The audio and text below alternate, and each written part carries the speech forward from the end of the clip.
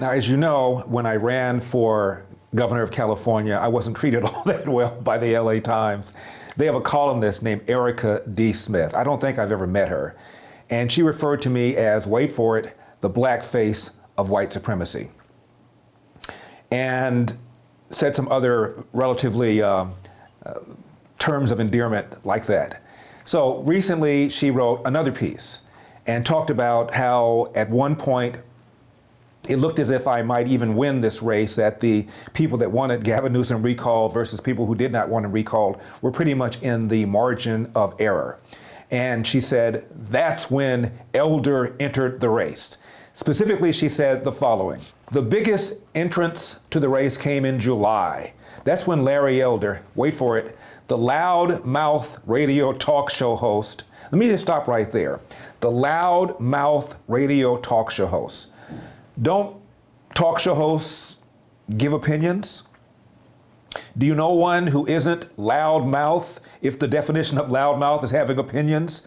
I'm on for 3 hours a day. I talk about what's going on in the news. I talk about the economy. I talk about foreign policy. I talk about crime. I talk about immigration. I talk about inflation. I talk about what's in the news. So therefore, I am a loud-mouth radio host. Doesn't that make her a loud-mouth columnist? When you write a column, I've been writing a column since April of 1998, you're talking about something, and so therefore, isn't she a loudmouth too? Or maybe a loud typer? I continue. That's when Larry Elder, the loudmouth radio show host known for mentoring Trump sycophants. Sycophant is, of course, a term for suck up. Mentoring Trump sycophants. I assume, since she wasn't specific, she's talking about some of the people who I believe I've influenced, or some of the people I might have had an effect on how they see things. For example, Stephen Miller, the top aide to Donald Trump, first came on my show when he was a teenager at Santa Monica High. He came on the show over 69 times over the years. After he graduated from Santa Monica High, he went to Duke. He then went to Washington, D.C., started working for Jeff Sessions. Jeff Sessions loaned him to Donald Trump, and Sessions never got Stephen Miller back. And Stephen Miller became and remains a trusted aide to Donald Trump. So I mentored him. I like to think I had a role in how he sees things. I met Stephen Miller's mom and dad, and they both referred to me as one of his mentors, and I'm very flattered by that. Mentoring Trump sycophants? You mean somebody who supports Donald Trump? The way you supported, Joe Biden, or the way you supported Hillary Clinton? Why is it when somebody supports Donald Trump, they're a sycophant, but when they support Al Gore or Joe Biden or Barack Obama, they're just supporting Al Gore or Joe Biden or Barack Obama? Incredibly, incredibly unfair, but expecting fairness from the left, please. She continues. The loudmouth radio talk show host known for mentoring Trump sycophants and demonizing black liberals.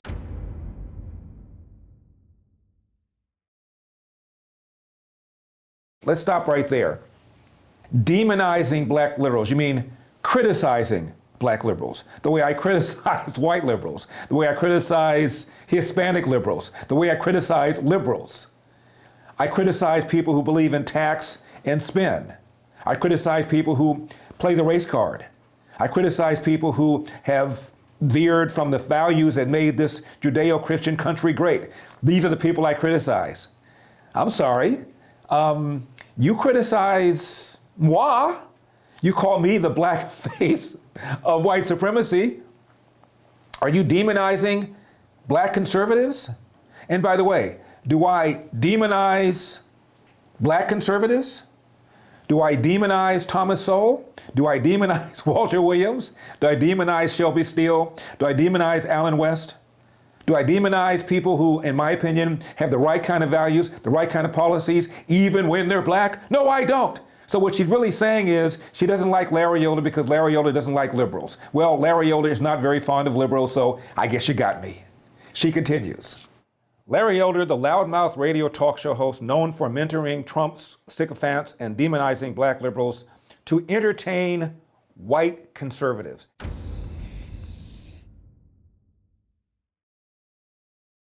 Can we stop right there? To entertain white conservatives.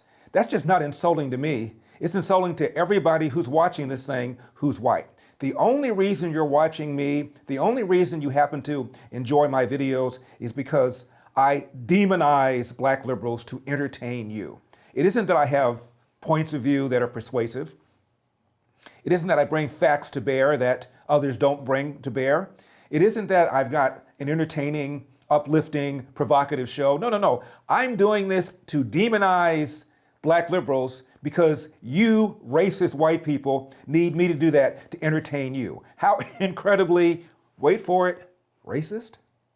She continued. Larry Elder, loudmouth radio talk show host known for mentoring Trump sycophants and demonizing black liberals to entertain white conservatives, decided he was going to save the state. And she puts the word save in quotes. So when, I don't know, Joe Biden runs and says he's going to rescue the country from Donald Trump, that Donald Trump has trashed the country, that Donald Trump has taken the country down to a dark path and he's going to restore America, does she put those words in quotes the way she did me?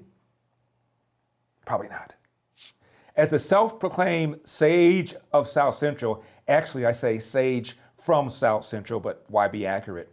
Elder had name recognition and no experience. Can we deal with that a little bit? You know who else had name recognition who ran? Caitlyn Jenner. How well did she do?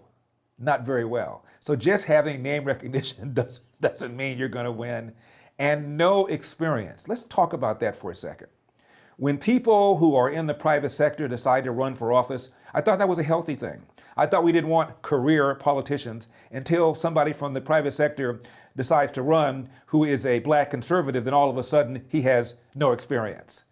A little inconsistent. AOC, what did she used to do before she was a member of Congress? She was a bartender. How much experience did she have? Ronald Reagan came out of Hollywood. Unlike moi, Ronald Reagan did not have a radio show for 30 years talking about these issues. Unlike moi, Ronald Reagan did not do a weekly newspaper column since April 1998 talking about these issues.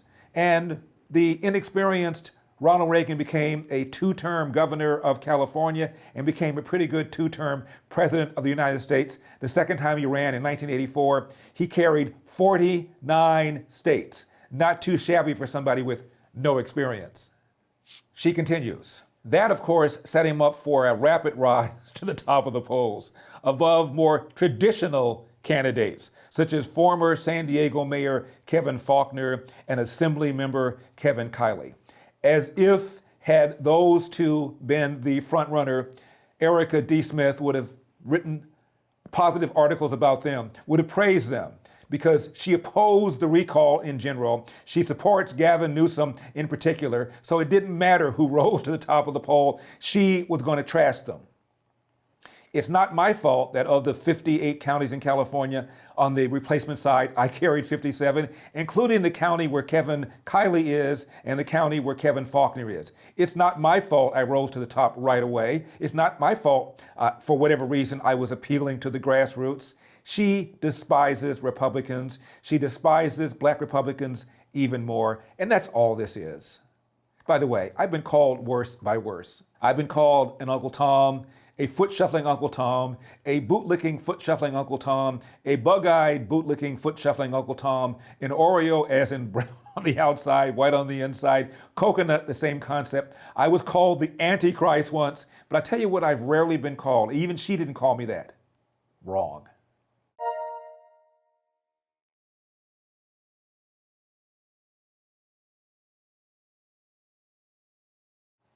I'm Larry Elder, and this has been the Larry Elder Show for Epic Times.